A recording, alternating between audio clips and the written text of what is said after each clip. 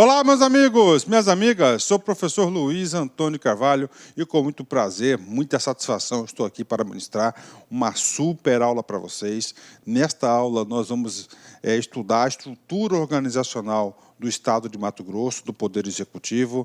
É uma aula aí que tem tudo a ver com direito administrativo e também administração. São as duas matérias que o professor adora de paixão aí. Bacana, meus amigos? Então vamos lá, uma aula bastante específica, uma aula, inclusive o seguinte, uma aula que vai... que complementa muitas coisas lá do direito administrativo, porque o aluno está acostumado aí a estudar a teoria do direito administrativo e esta lei aqui é uma lei que vem implementar, colocar em prática os conceitos do direito administrativo. Então o aluno aí vai ter oportunidade de revisar alguns conceitos com o professor Luiz, né? Vamos lá, então a lei complementar 566 e as suas alterações. Professor, por que as suas alterações? Porque é o seguinte, como é a lei? A lei complementar, LC é lei complementar, MT para designar qual é o estado, então estado de Mato Grosso, lei complementar 566. O que significa? Aqui, nessa lei, instituiu o quê? Instituiu a estrutura organizacional do Poder Executivo. E o que acontece? Normalmente, essas leis que instituem aí a estrutura organizacional tem diversas alterações. Professor, por que, professor, tem diversas alterações? Porque é o seguinte, o governador deseja alterar o nome de uma secretaria. Se quer alterar o nome de uma secretaria, vai ter que alterar essa lei. Então, são leis aí, essa lei com certeza vão ser leis aí que nós teremos muitas alterações, né? Vamos aqui explicar aqui a ementa da lei. Então, essa aqui é a lei, preste atenção, que dispõe sobre a organização administrativa do Poder Executivo Estadual. Vamos às considerações importantes, né? Gente, atenção, Poder Executivo Estadual. Estado, você já sabe, Estado de Mato Grosso. Significa dizer o seguinte, que o Poder Legislativo e o Poder Judiciário também terão que ter uma lei dessa para organizar o seu aparelho, a sua administração. Esta lei é para o Poder Executivo. E o Poder Executivo, diferentemente do Poder Legislativo, do Poder Judiciário, da estrutura do Ministério Público, da estrutura da Defensoria Pública, são órgãos autônomos, né? Ela tem aqui um outro ingrediente, que é o ingrediente da administração pública indireta. Então, somente no Poder Executivo que nós temos administração pública indireta. Quero falar outra coisa para vocês aqui também, gente. Presta atenção aqui, né? Olha só. Essa lei aqui, nós não vamos encontrar nenhuma estrutura da Defensoria do Ministério Público. Por quê, professor? Porque a Defensoria e o Ministério Público, elas são órgãos autônomos, então não faz parte da estrutura aí do Poder Executivo. E nós temos aí também o Judiciário e o Legislativo, que são outros poderes. Comigo aqui, né? Então, a primeira coisa que eu falei para vocês, essa lei complementar é o número 566 de 2015, né? Ela foi promulgada que dia? No dia 20 de maio de 2015. Professor, o que significa isso, cara? Eu tenho que fazer essa memória para vocês, para que o aluno consiga integrar todos os conteúdos e de estudar de uma forma sistêmica. Quando o aluno estuda de uma forma sistêmica, ele consegue entender. Professor, 2015, sim, 2015. 2015 é o quê? Coincide com o primeiro ano de governo do Poder Executivo. Exatamente, por quê? Porque tivemos eleições de 2014 e o governador assumiu a administração a partir do dia 1º de janeiro. Normalmente, os governos, né, principalmente governos novos, né, o que ele faz? Ele faz a sua reforma administrativa. O governo tenta ajustar o aparelho do Estado às demandas sociais e, claro, aquilo que ele prometeu na campanha para poder fazer cumprir. Então, essa lei complementar, a 566 de 2015, retrata o quê? A reforma administrativa do Poder Executivo. Ou seja, como que o Estado irá trabalhar, quais as estruturas de órgãos, a estrutura de comando, a estrutura para fazer acontecer as políticas públicas. Bacana? Fechou. O que eu disse anteriormente para vocês, né? Essa aqui é uma lei, tá certo? Que ela vai ter aí diversas alterações, né?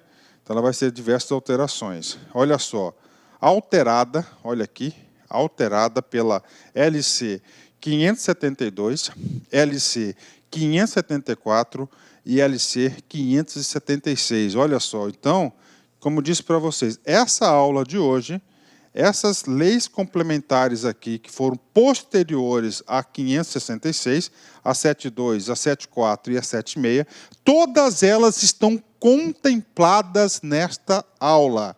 Todas elas, ok? Outra coisa importante, né?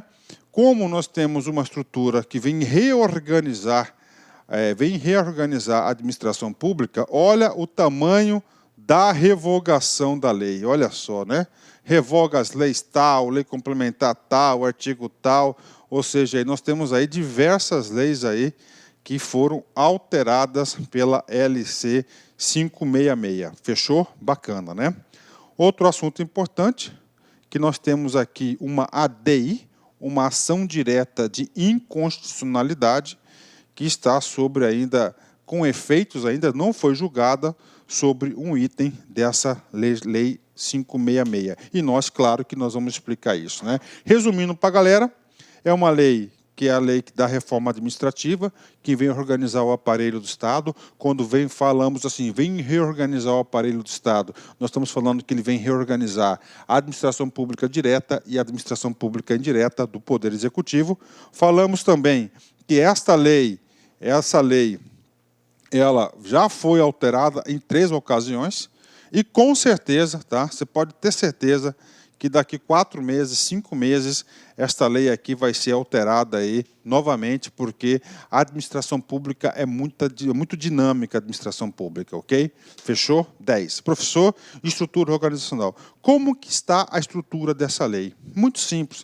Essa lei, nós temos 5 capítulos, cada capítulo tem um trabalho específico, cada capítulo tem uma importância em nossos estudos, e eu já papo reto para vocês, já vou dar uma informação muito importante. Professor, desses capítulos aqui, quais são os capítulos fundamentais, aqueles capítulos que realmente são potenciais questões de prova, né? Papo reto com vocês, o capítulo 1º, o capítulo 2º e o capítulo 3º.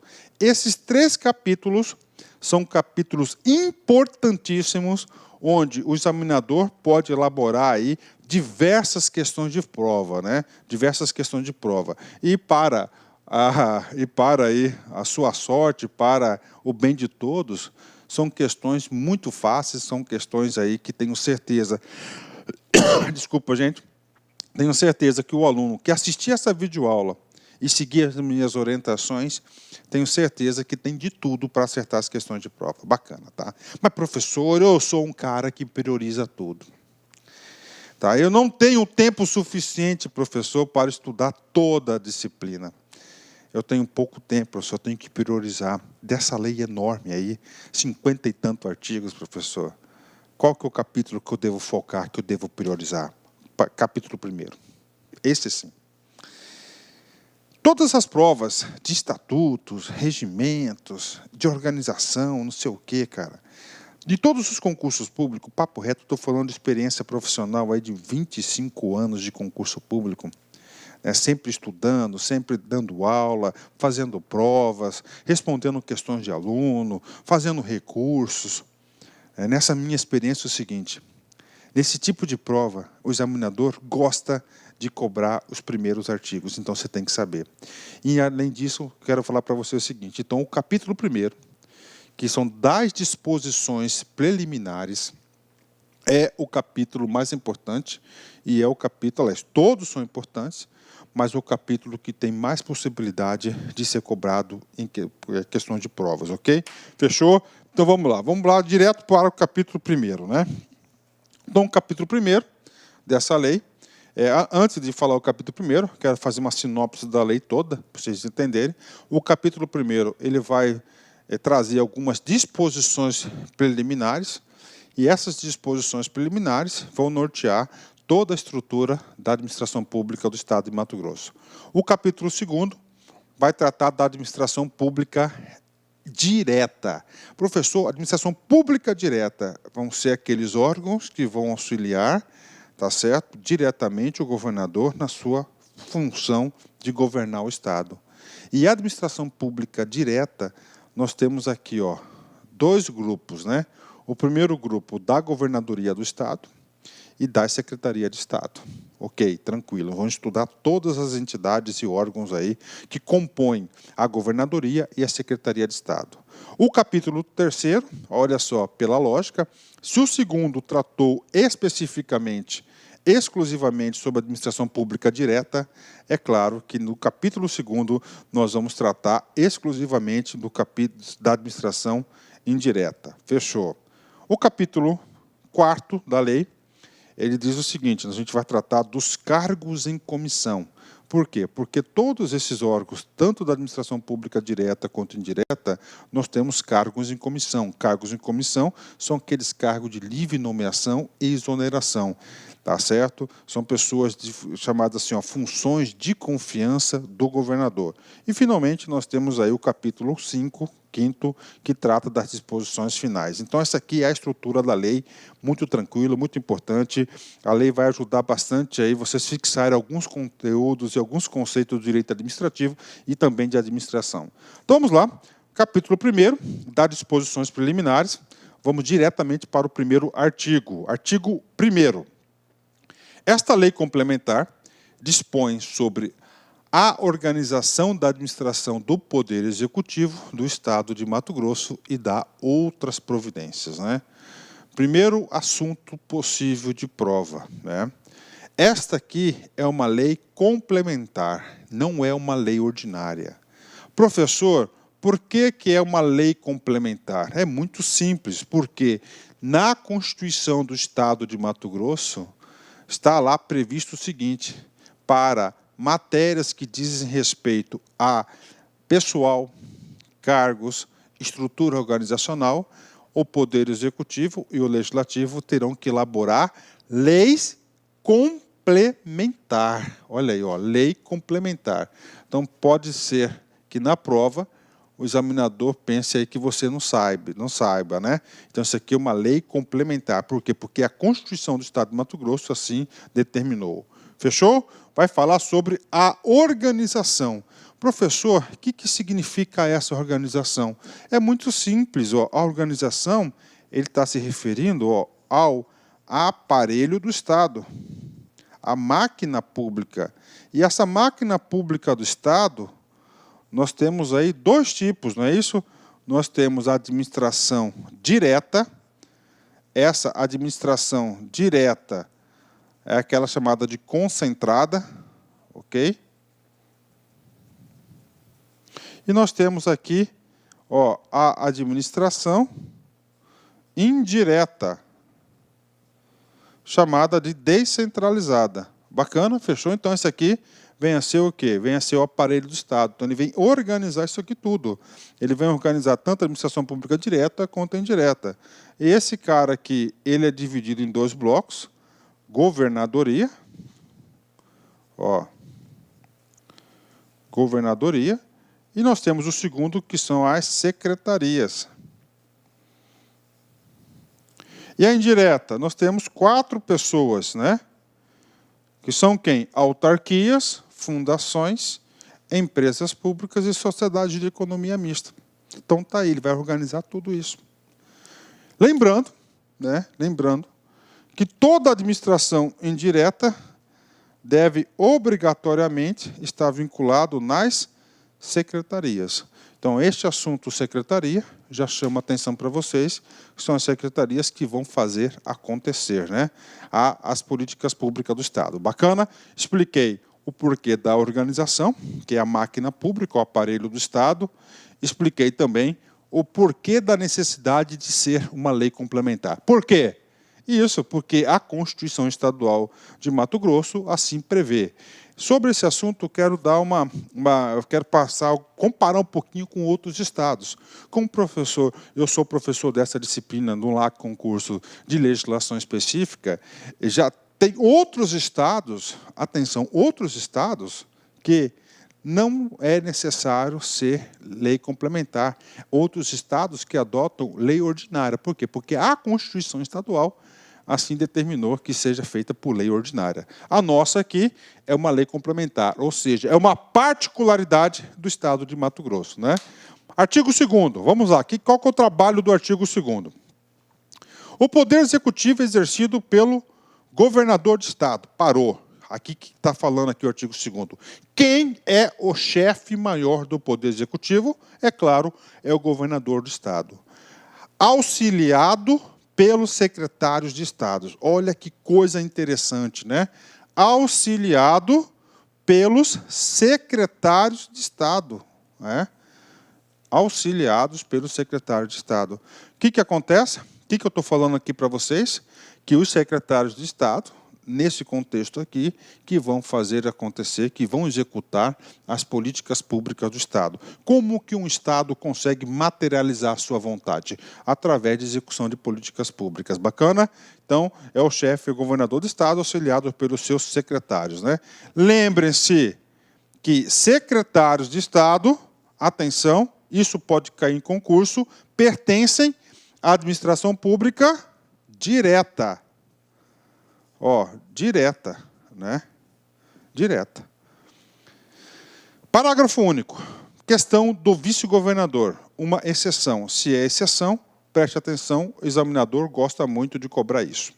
O vice-governador do Estado, além das atribuições que lhe forem conferidas por lei complementar, auxiliará, olha só, auxiliará o governador do Estado.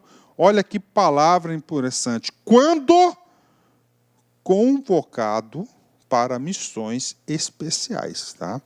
Então, quando convocado para missões especiais, é uma particularidade, tá? Isso aí pode cair em concurso, com certeza, né? Então, nós temos aí, na questão do auxílio, né? Nós temos, assim, a questão do auxílio. Quem vai auxiliar diretamente o governador são os secretários de Estado, tá? Então, quem vai auxiliar diretamente o governador são os secretários de Estado, ou seja, na estrutura organizacional, eles têm uma relação de hierarquia, responsabilidade com o governador do Estado. O governador, o vice-governador, ele vai auxiliar quando convocado para missões de autoridade. Outro assunto importante que nós vamos estudar, salvo engano, no artigo 5º dessa lei.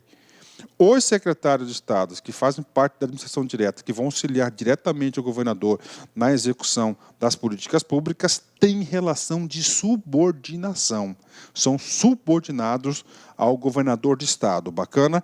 Só estou falando isso para vocês, já estou adiantando um assunto, porque isso está mais para frente aí. Ok? Fechou? Vamos lá. Artigo 3º. Né? Os secretários de Estado possuem suas competências regidas pelo artigo 71 da Constituição do Estado, adicionando-se às estas, ou seja, preste atenção, agora nós vamos falar quais são as competências, certo? Quais são os deveres, quais são as competências aí, das competências do cargo e atribuições do agente. Com certeza, depois, no regimento interno de cada secretaria, nós teremos as atribuições do governador, secretário de Estado que faz acontecer. Importante saber isso, sim, por quê? Porque quem faz acontecer são os secretários de Estado. Quais são? Primeira, planejar, coordenar e avaliar as atividades de sua área de competência. Com certeza, ele tem que fazer a gestão. 2, dar plena publicidade dos atos e atividades de sua gestão, conforme legislação específica. Olha aí, dar publicidade, não é isso? O princípio da Constituição da publicidade. 3, elaborar a programação do órgão, compatibilizando-a com as diretrizes gerais do governo e aprovar a programação das atividades de entidade da administração indireta que lhes são vinculadas. 4, referendar atos administrativos e normativos assinados pelo governador. Até agora, nada importante, né? Já vou chamar a atenção para vocês de duas competências aí importantes para que vocês tenham que saber na prova. Duas competências que requerem explicação. 5, propor o orçamento do órgão e encaminhar as respectivas prestações de contas, ok, né? Prestação de contas aqui encaminhar principalmente para o Poder Legislativo, na figura do Tribunal de Contas. ordenar, fiscalizar e impugnar despesas públicas, né? Professor, o que significa esse cara aqui de ordenar, né? Essa figura aqui de ordenar significa o quê? Ordenação de despesa. O cara é ordenador de despesa. Professor, eu não estou entendendo, eu não sou da área pública, o que esse cara é? Fazendo uma analogia do nosso dia a dia, é aquele cara que assina o cheque. Quem que é o cara que assina o cheque? Aquele cara, você tem uma conta corrente, vamos lá, o Estado tem uma conta corrente? Sim, tem uma conta corrente. Você tem uma conta corrente? Vamos supor que você tenha uma conta corrente. Para você movimentar essa conta, você tem que ter poderes específicos para isso, não é isso? Ou seja, você tem um cheque, para você assinar naquele cheque ali, você tem que ter poderes, você tem que estar legitimado para isso, não é isso? E a ordenação é exatamente isso, fazendo analogia, né, colocando entre aspas, é aquela pessoa que detém o poder da senha, o poder da assinatura, de ordenar despesas, de contrair despesas para a administração pública, e além disso, de você honrar o compromisso dessa despesa, fazer os devidos pagamentos, né? O professor já teve a oportunidade desse cara aí, e digo para você que eu não tenho nenhum motivo aí, nenhuma pretensão de voltar a ordenar despesas, né? E o cara que, ó, esse aqui é duro, cara, tá? Principalmente para o cara sério, cara. Rapaz, ele não tem controle sobre o gasto, já chegam as coisas para ele fica já encurralado, às vezes não tem o que fazer, e acaba assinando, e depois você já viu aí, vai ter os efeitos aí posteriores, né? Então, ordenar, fiscalizar, impugnar despesas é atribuição do secretário de Estado. Participar de conselhos e comissões, podendo designar representantes com poderes específicos. Ok. 8. Realizar a supervisão interna e externa dos órgãos, tranquilo. Receber reclamações relativas à prestação de serviços públicos, decidir e promover as correções exigidas, tranquilo. 10. Então, o 10 também é uma competência que o professor Luiz tem que explicar para vocês. Não só explicar, mas também fazer um pequeno reforço pedagógico. Olha só, compete ao secretário de Estado, determinar. Então, é poder de decisão dele. Determinar o quê? Nos termos da legislação, a instauração de sindicância é e processo administrativo. Esse processo administrativo pode ser disciplinar ou não disciplinar, aplicando-se as necessárias punições disciplinares. Olha aí, né? Ou seja, essa aqui é uma atribuição do secretário de Estado. Inclusive, ele não pode delegar essa atribuição para ninguém. Então, é o seguinte, para instaurar sindicância ou processo administrativo, necessita de acordo de quem? Do secretário de Estado. Por quê, professor? Porque está previsto no artigo 3º, inciso 10º da Lei Complementar de Mato Grosso 566. Além disso, as punições disciplinares. Então, são duas competências aí que o professor tem que fazer esse pequeno reforço pedagógico. Bacana? Continuando as atribuições do secretário de Estado. 9. Prestar esclarecimentos relativos aos atos de sua pasta, conforme previsto na Constituição Estadual. Professor, prestar esclarecimentos. Prestar esclarecimentos para quem, por exemplo? Principalmente para o próprio Poder Legislativo. Inclusive, no Poder Legislativo, ele vai ser o órgão na qual que ele mais vai prestar esclarecimentos. 12. Propor ao governador a intervenção nos órgãos das entidades vinculadas, assim como a substituição dos respectivos dirigentes. O que é isso aqui, professor? Olha só, os órgãos, entidades vinculadas. Quem são as entidades vinculadas? Nós temos 2 tipos de entidades vinculadas às secretarias. 2 tipos.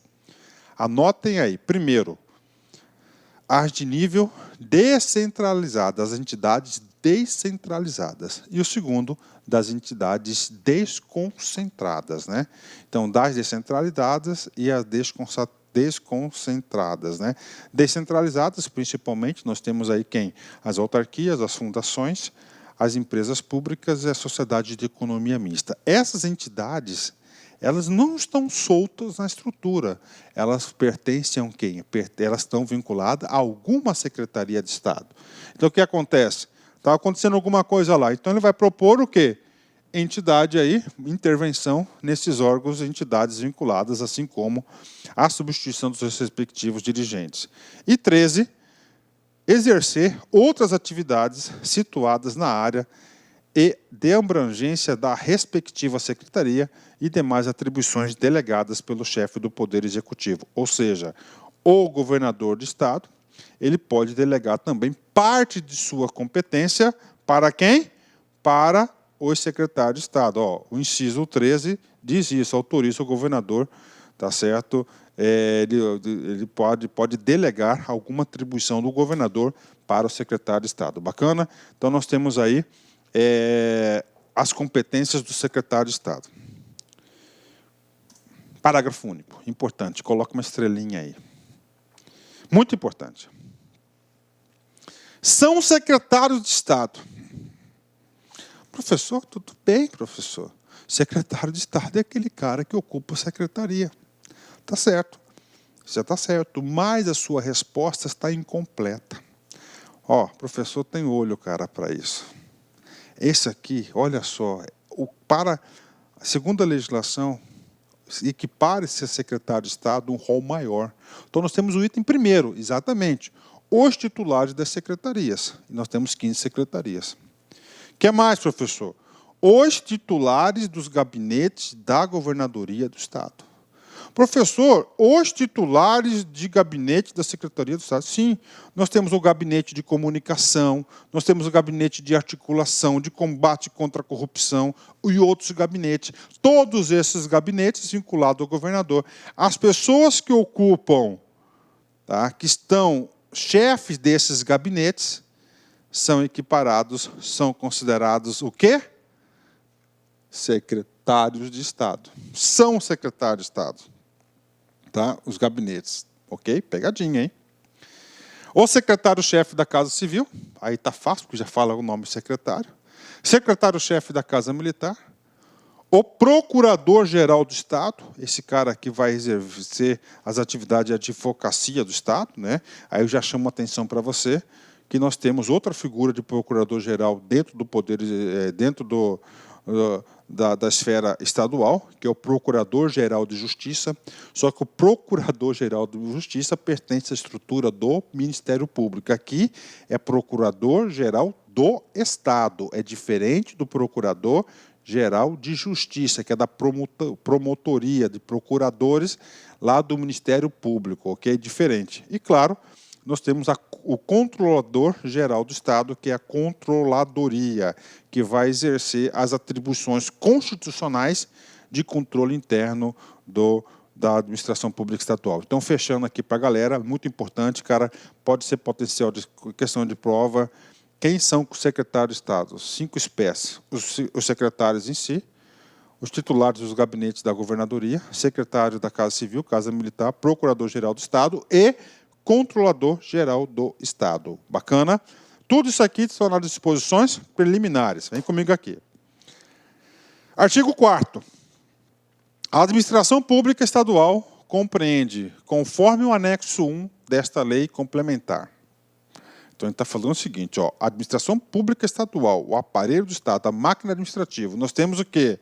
A administração direta, constituída pelos órgãos integrantes da estrutura organizacional administrativa da governadoria do Estado. Você tem que colocar um marca-texto aqui, ó. Governadoria do Estado, das secretarias de Estado.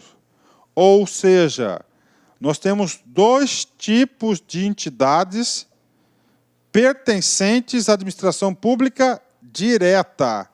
O cara vai falar na prova que as entidades da governadoria do Estado pertencem à administração pública indireta. Está errado. Então, nós temos aqui 2 entidades. Primeiro, governadoria do Estado e secretaria de Estado. E demais órgãos e instituições indicadas por lei. Bacana? Fechou? Então, isso aqui é administração direta. Se nós temos inciso 1º, diz respeito à administração direta, é claro que o inciso 2º vai dizer respeito ao quê? a administração indireta, né? Ah, professor, eu já estudei isso no direito administrativo. A administração pública indireta é formada por quem? Pelas autarquias, pelas fundações, pelas sociedades de economia mista e, claro, pelas empresas públicas, exatamente. Como você tem um bom conceito de direito administrativo, fica mais fácil. Vamos lá. Ó, a administração indireta, constituída pelas seguintes espécies de entidades dotadas de personalidade jurídica própria. Ó, dotadas de personalidade jurídica própria.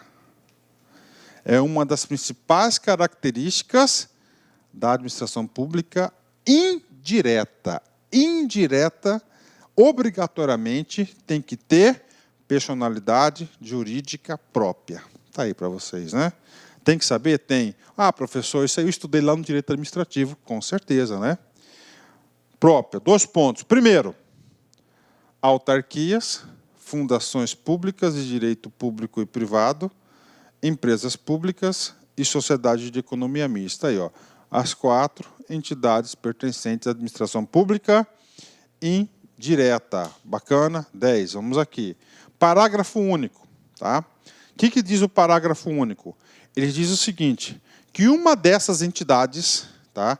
Que essas entidades aqui da administração pública indireta, obrigatoriamente deverão estar o quê? Vinculadas a uma Secretaria de Estado. Isso que diz o parágrafo único. Por exemplo, vamos pegar aqui uma autarquia, DETRAN, Departamento de Trânsito do Estado de Mato Grosso.